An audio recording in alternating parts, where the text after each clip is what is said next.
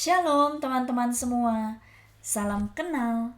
Saya Katarina Novianti Sugita atau biasa dipanggil Novi.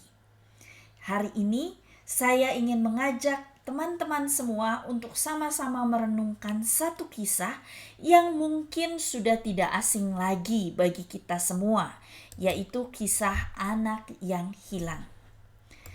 Tetapi hari ini saat kita membaca kisah ini, mari kita bayangkan seolah-olah kita juga menjadi bagian dari kisah itu. Seolah-olah kita ini ada di situ. Jadi mari kita berimajinasi, ya gunakan imajinasimu sebebas-bebasnya. Lalu bayangkan, pikirkan dan renungkan. Apakah saya ini seperti si anak sulung atau seperti si anak bungsu? Ya, yang manakah saya? Boleh sekarang teman-teman tunjuk dulu sebelah kirinya, tanya, kira-kira kamu ini anak sulung atau anak bungsu? Lalu tunjuk juga sebelahnya, kira-kira kamu anak sulung atau anak bungsu? Dan tanya diri sendiri, kira-kira saya anak sulung atau anak bungsu ya? Mari sebelum kita membaca firman Tuhan ini, kita akan hening sejenak. Demi nama Bapa dan Putra dan Roh Kudus, amin. Bapa, kami bersyukur untuk kesempatan ini. Kami boleh memuji memuliakan nama-Mu, dan kami juga boleh mendengarkan firman-Mu. Saat ini kami mohon Roh Kudus untuk menerangi hati dan pikiran kami, supaya kami bisa memahami pesan-Mu yang ingin Engkau sampaikan kepada kami lewat kisah anak yang hilang ini.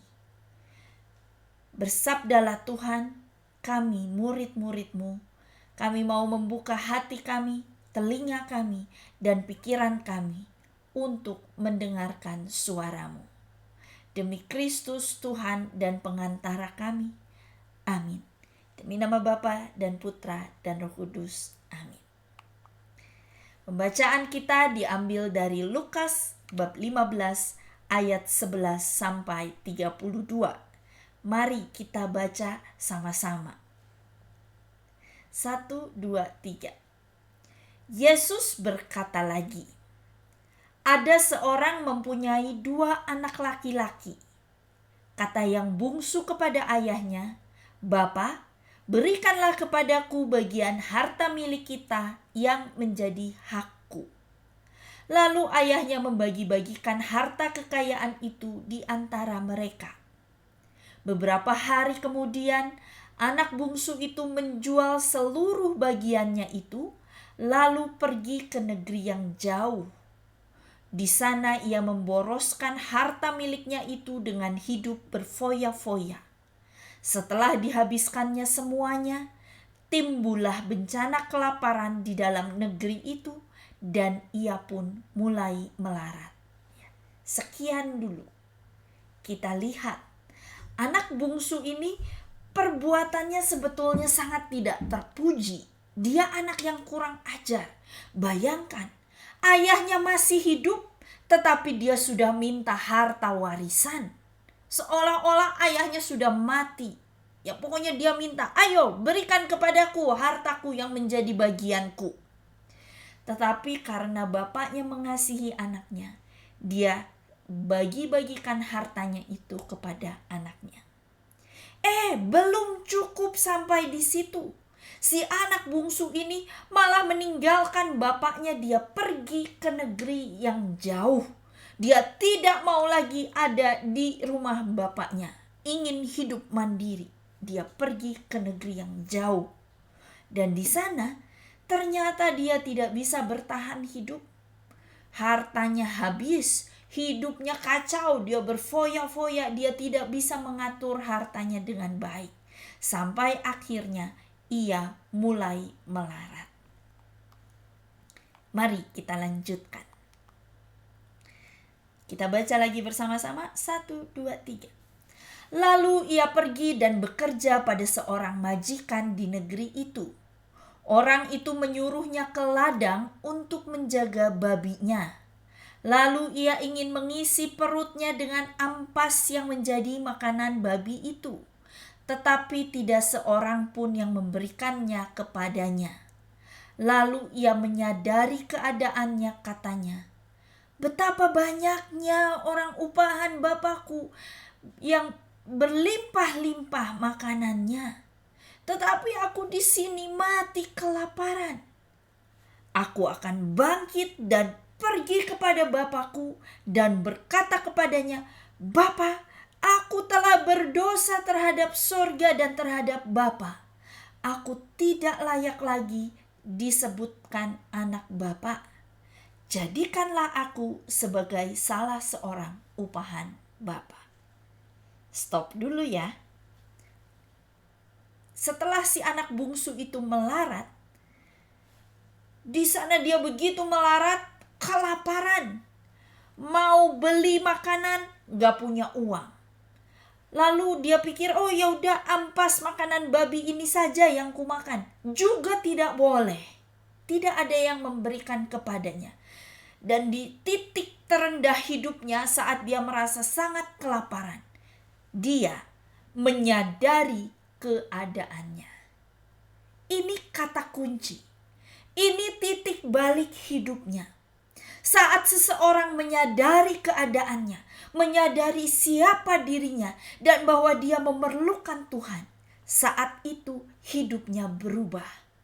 Tetapi kalau orang gak sadar, aku baik-baik saja, aku hidup baik, aku bisa hidup sendiri, dia tidak akan berubah.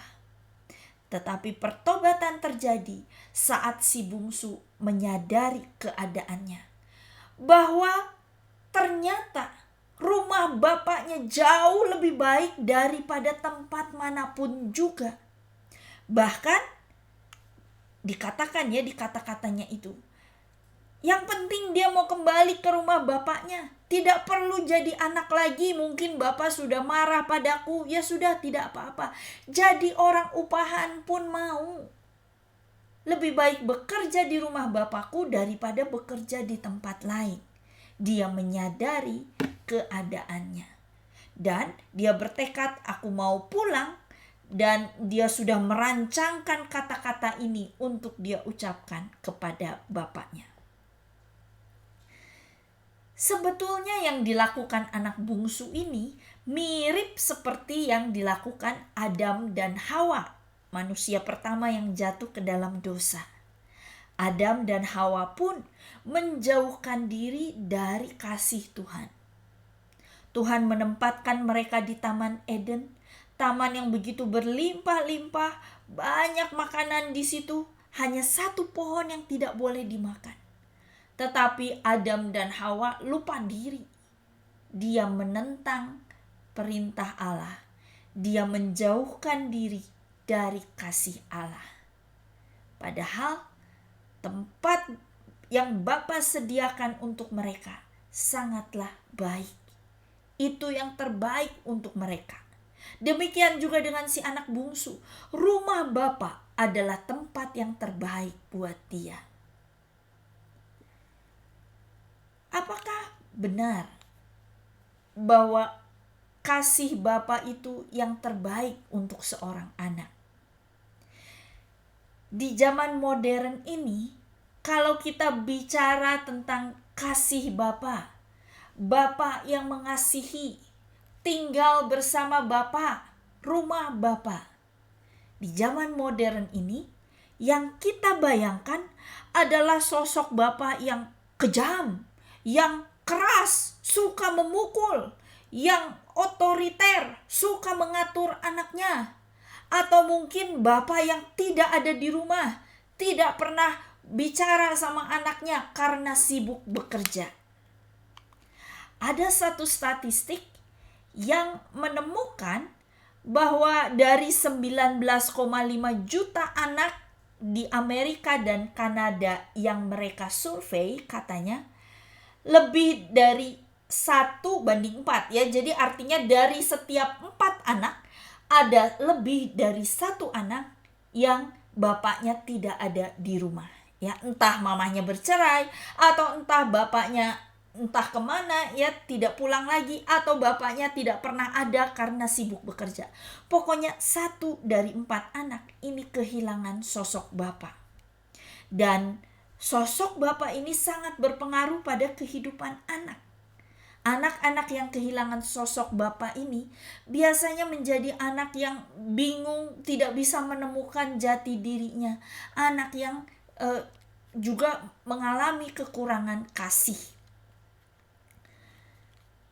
Ini gambaran tentang Bapa yang kita miliki. Jadi begitu mendengar kata Bapa, wah kita langsung membayangkan Bapa yang kejam, Bapa yang tegas, Bapa yang suka memukul.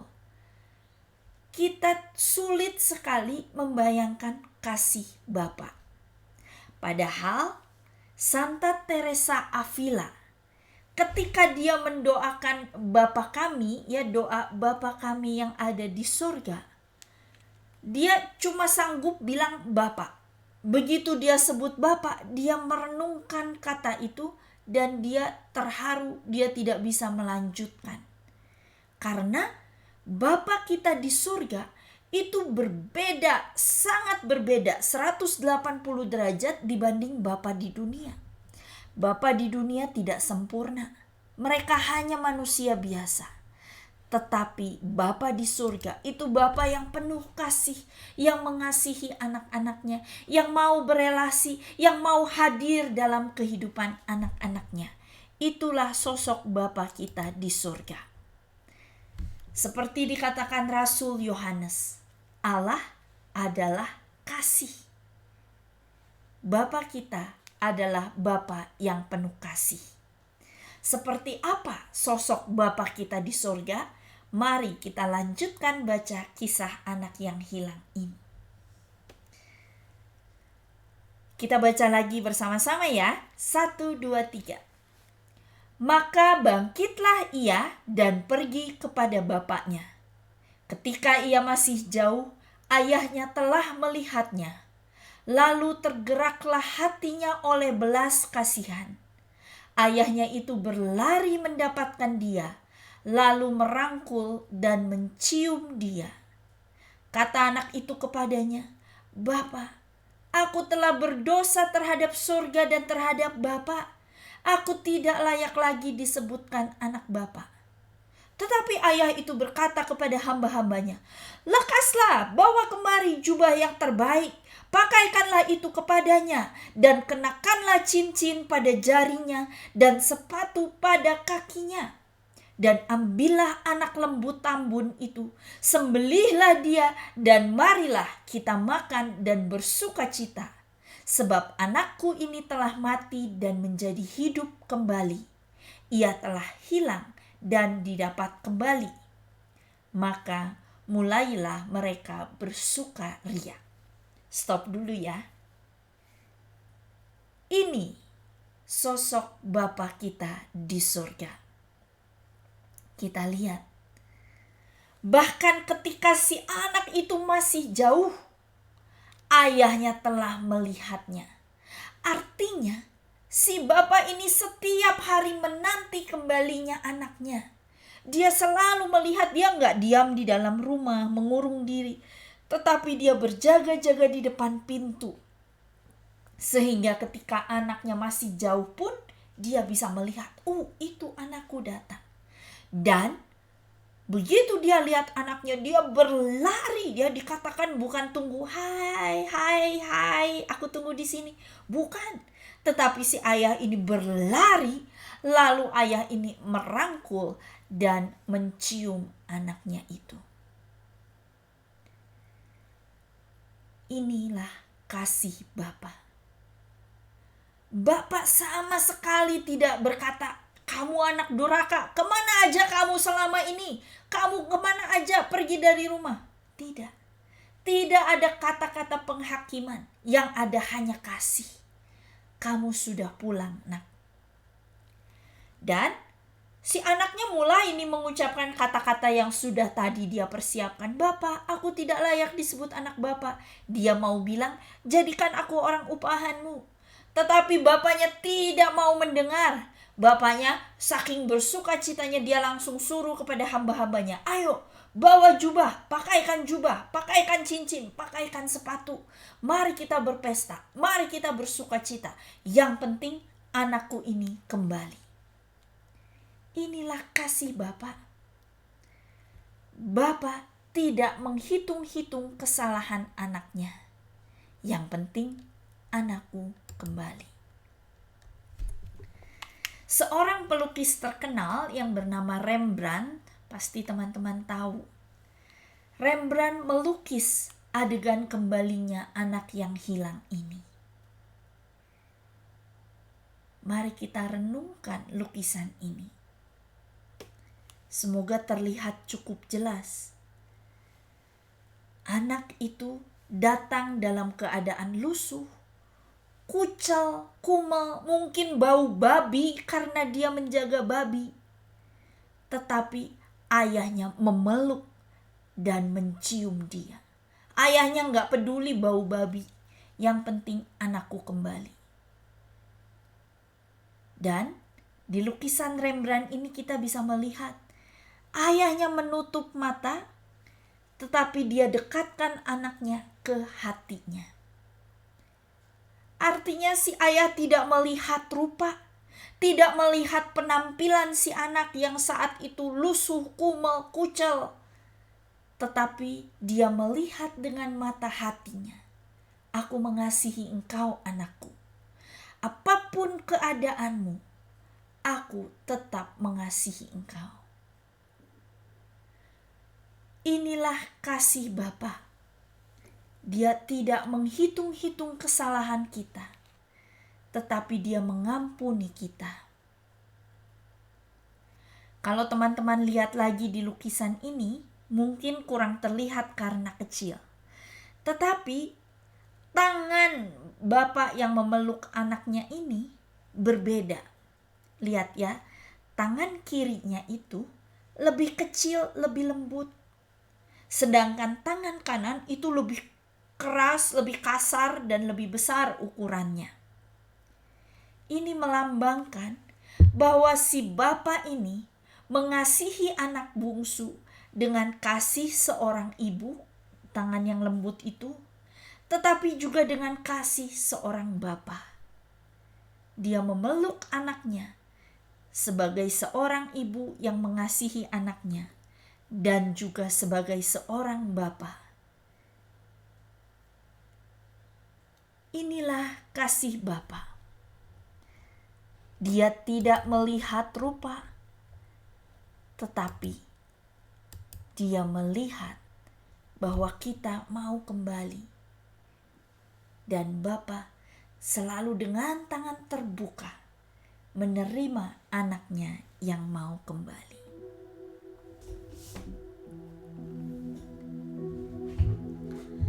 Kau Bapa-Ku yang baik, mengerti bahasa tetesan air mata, tak Kau biarkan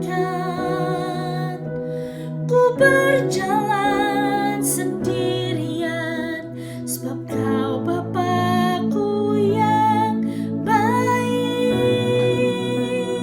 Kau Bapa-Ku yang baik, mengerti bahasa tetesan air mata, tak Kau biarkan ku berjalan sendirian, sebab Kau Bapa-Ku yang baik. Engkau sungguh baik.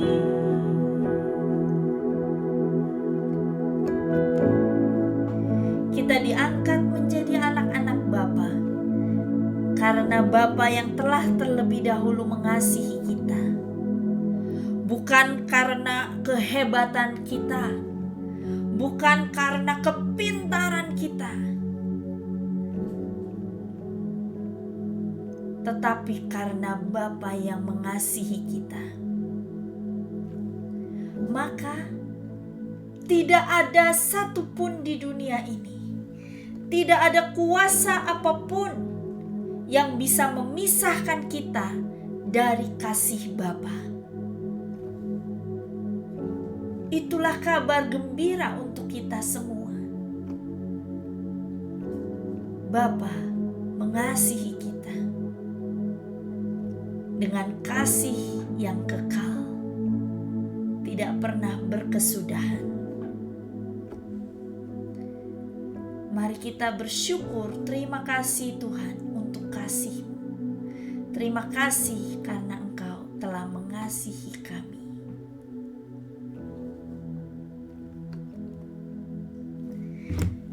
Sekarang kita mau lihat, masih ada satu tokoh lagi di dalam kisah ini, yaitu si anak sulung. Tadi kita lihat ya di lukisan besar ini, anak sulung berdiri di belakang. Dia mengamati ayahnya yang memeluk adiknya. Mari kita baca kisahnya sama-sama ya. 1, 2, 3. Tetapi anaknya yang sulung berada di ladang, dan ketika ia pulang dan dekat ke rumah, ia mendengar bunyi seruling dan nyanyian tari-tarian. Lalu ia memanggil salah seorang hamba dan bertanya kepadanya, apa arti semuanya itu? Jawab hamba itu, adikmu telah kembali dan ayahmu telah menyembelih anak lembu tambun karena ia mendapatkannya kembali dengan sehat. Maka marahlah anak sulung itu dan ia tidak mau masuk. Wah, marah rupanya anak sulung ini. Dia sangat marah ketika melihat bapaknya mengadakan pesta besar buat adiknya. Dan ini adalah sifat iri hati. Iri hati artinya kita tidak suka melihat orang lain senang, tapi kita suka melihat orang lain tidak senang. Nah, itu iri hati. Dan si sulung ini tidak suka melihat adiknya dimanjakan, begitu pulang bukannya dimarahi, dihukum, tetapi malah diberikan pesta yang besar. Jadi anak sulung itu marah. Lalu kita lihat apa yang dilakukan bapaknya. 1, 2, 3. Lalu ayahnya keluar dan berbicara dengan dia. Tetapi ia menjawab ayahnya, katanya, telah bertahun-tahun aku melayani Bapa dan belum pernah aku melanggar perintah Bapa. Tetapi kepadaku belum pernah Bapa memberikan seekor anak kambing untuk bersukacita dengan sahabat-sahabatku. Tetapi baru saja datang anak Bapa yang telah memboroskan harta kekayaan Bapa bersama-sama dengan pelacur-pelacur. Maka Bapa menyembelih anak lembu tambun itu untuk dia. Wah, marah anak sulungnya. Aku ini anak yang baik. Aku sudah ikut Bapa, membantu Bapa bekerja di ladang. Sudah bertahun-tahun tidak pernah pergi meninggalkan Bapa. Tapi kenapa Bapa malah lebih sayang sama anak bungsu itu? Kenapa anak bungsu itu tidak dimarahi, malah diterima kembali? Padahal aku yang sudah capek-capek bekerja. Ini kata si anak sulung. Wah, dia ngambek. Lalu kita lihat apa jawaban ayahnya. 1, 2, 3. Kata ayahnya kepadanya, anakku, engkau selalu bersama-sama dengan aku dan segala kepunyaanku adalah kepunyaanmu. Kita patut bersukacita dan bergembira karena adikmu telah mati dan menjadi hidup kembali. Ia telah hilang dan didapat kembali. Ini yang dikatakan bapaknya. Anakku, engkau selalu bersama-sama dengan aku. Dan ini menarik. Seringkali kalau kita ditanya ya, siapa anak yang hilang? Anak yang sulung atau anak yang bungsu? Siapa coba jawabnya? Sulung atau bungsu? Bagaimana menurut teman-teman? Jawabannya adalah sebetulnya dua-dua anak ini sama-sama hilang. Anak bungsu dia hilang karena dia pergi ke negeri yang jauh, dia tidak mau tinggal bersama bapaknya. Tetapi anak sulung ini juga sebetulnya anak yang hilang. Dia tinggal di situ, badannya di situ, hatinya juga mungkin di situ, dia bekerja keras untuk bapaknya. Tetapi dia tidak menyadari cinta bapaknya. Dia tidak sadar bahwa bapaknya itu sangat mengasihinya, bapaknya itu mau memberikan segala-gala untuknya, dan anak sulung ini memperlakukan dirinya sebagai orang upahan. Dia menunggu diberi upah, padahal dia tinggal minta. Seperti dikatakan ya dalam khotbah di bukit, mintalah maka kamu akan menerima. Kalau anak sulung ini minta, "Bapak, aku mau pesta sama teman-temanku, ayo berikan aku lembu tambun," pasti bapaknya akan memberikan. Jadi anak sulung ini juga anak hilang karena dia tinggal di rumah bapaknya, tetapi dia tidak menyadari kasih bapa, dan dia merasa dirinya bekerja keras, dia tidak mengalami kasih bapa. Ini juga keadaan yang menyedihkan.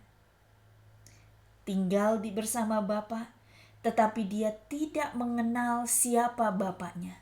Dia tidak menyadari betapa besar, betapa lebar, betapa tinggi, dan betapa luas kasih bapa kepadanya.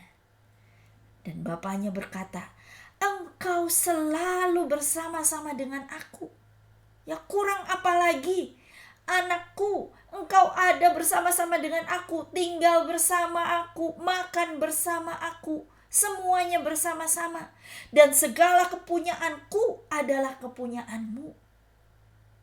Jadi harusnya engkau tidak iri kepada adikmu, karena sebetulnya semua yang dimiliki adikmu itu engkau miliki juga. Dan ini yang seringkali kita lakukan. Kita iri melihat keberhasilan orang. Kita lupa mensyukuri apa yang sudah Tuhan berikan kepada kita. Padahal Tuhan Allah kita tidak pernah pilih kasih loh. Maka teman-teman sekalian, apakah teman-teman sudah menyimpulkan anak bungsu atau anak sulungkah teman-teman? Apapun keadaanmu, apakah engkau anak sulung atau engkau anak bungsu, hari ini sadarilah keadaanmu dan datanglah kepada Bapa. Katakan, "Bapa, aku mau tinggal bersamamu. Aku mau kembali bersamamu. Aku mau datang kembali dan berada bersama-sama dengan Bapa. Aku mau menikmati kasih Bapa. Aku mau menikmati rahmat pengampunan dari Bapa." Karena inilah kasih Bapa itu. Bapa kita di surga mengasihi kita dengan kasih yang berlimpah-limpah, yang begitu besar. Asalkan kita mau datang kepadanya, kita mau kembali kepadanya, Dia akan menerima kita. Semua kesalahan kita Dia akan lempar jauh-jauh ya, sejauh timur dari barat. Dia tidak akan ingat-ingat lagi semua kesalahan dan pelanggaran kita. Tanggal 13 Mei tahun 1981 di lapangan Santo Petrus di kota Vatikan.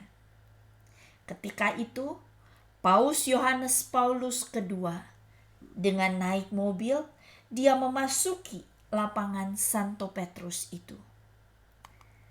Tetapi tiba-tiba ketika mobil itu memasuki lapangan Santo Petrus, terdengar suara tembakan. Dor, dor, dor. Sampai 4 kali tembakan itu terdengar dan langsung Paus roboh. Semua panik. Semua berusaha mencari dari mana sumber tembakan itu. Dan semua panik, oh Paus terkena tembakan. Dan akhirnya penembak itu tertangkap ya, karena di sana banyak petugas keamanan. Juga di sana ada banyak orang yang saat itu menanti kedatangan Paus. Mereka juga membantu menangkap si penjahat ini. Namanya Mehmet Ali Akka. Dia marah karena menurut dia Paus mendukung serangan terhadap negaranya. Dan karena dia tertangkap, akhirnya dia diadili. Dia dijatuhi hukuman penjara seumur hidup. Tetapi apa yang terjadi? Setelah Paus Yohanes Paulus II ini sembuh, begitu dia bisa bangkit dan berjalan, dia mengunjungi Mehmet Ali Akka di penjara. Dan dia katakan, aku mengampunimu. Dan Paus juga memohon kepada presiden untuk mengampuni juga Mehmet, sehingga Mehmet tidak dipenjara seumur hidup. Dan semenjak saat itu mereka berhubungan baik. Ketika Paus jatuh sakit, Mehmet mengucapkan ucapan semoga lekas sembuh kepada Paus.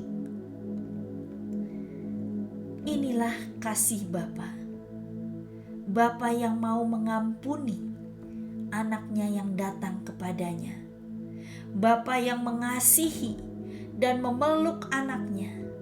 Dia tidak melihat bagaimana rupa anaknya. Dia tidak memandang seperti dunia memandang kita. Mungkin dunia menuntut engkau harus sempurna, engkau harus pandai, engkau harus hebat, engkau harus punya prestasi. Itu dunia. Tetapi Bapa kita di surga mengasihi kita, mengasihi teman-teman dan saya apa adanya.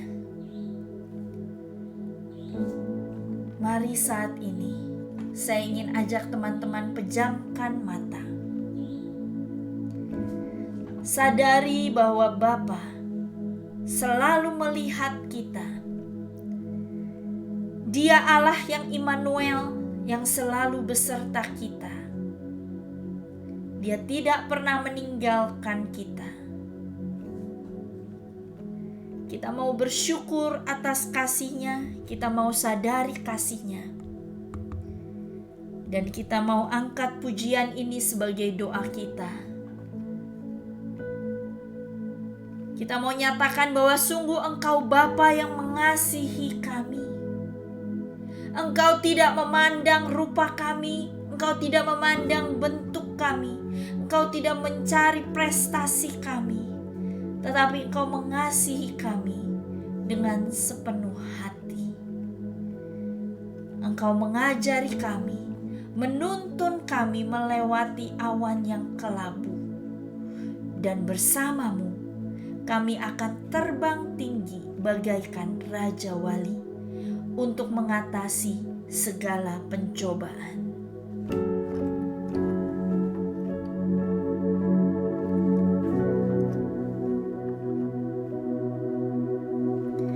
Engkau Bapa yang mengasihiku,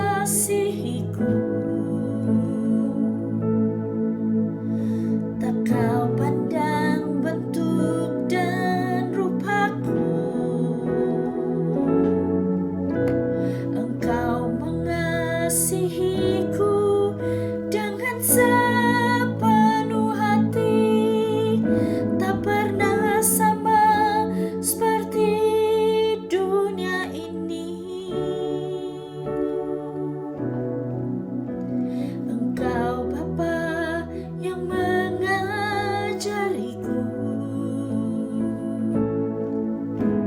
melewati awan yang kelabu.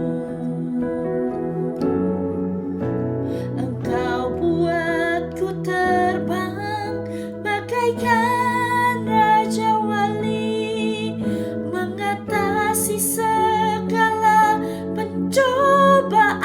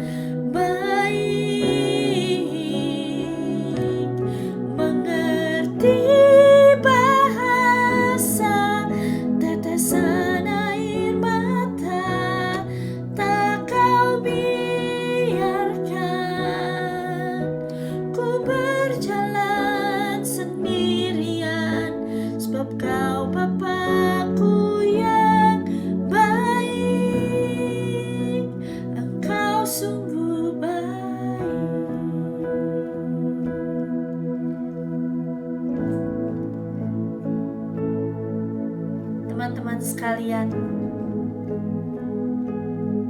ini adalah masa Prapaskah. Bagi umat Katolik, kita menjalani masa 40 hari pantang dan puasa sebelum kita menyambut Paskah. Mari di masa Prapaskah ini kita mau kembali merasakan kasih Tuhan. Kita mau datang kembali padanya. Kita mau mohon ampun atas segala apa yang kita perbuat yang telah menyakiti hati Bapa atau mungkin menyakiti hati sesama kita. Dan percayalah, Bapa di surga, Dia menantimu.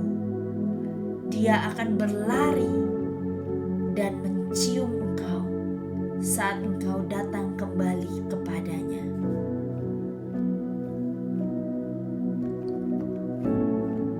Ini kami Bapa, ini kami anak-anak-Mu. Kami memerlukan Engkau.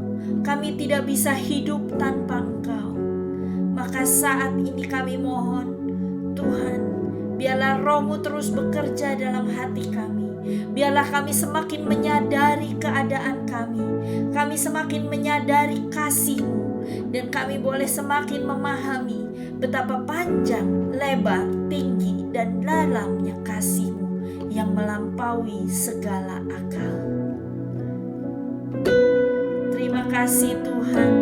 Terima kasih atas kasih-Mu. Terima kasih atas penyertaan-Mu. Segala kemuliaan hanya bagi Allah Bapa, Putra, dan Roh Kudus, seperti pada permulaan, sekarang, selalu, dan sepanjang segala abad. Amin. Demi nama Bapa dan Putra dan Roh Kudus. Amin. Tuhan Yesus memberkati kita semua.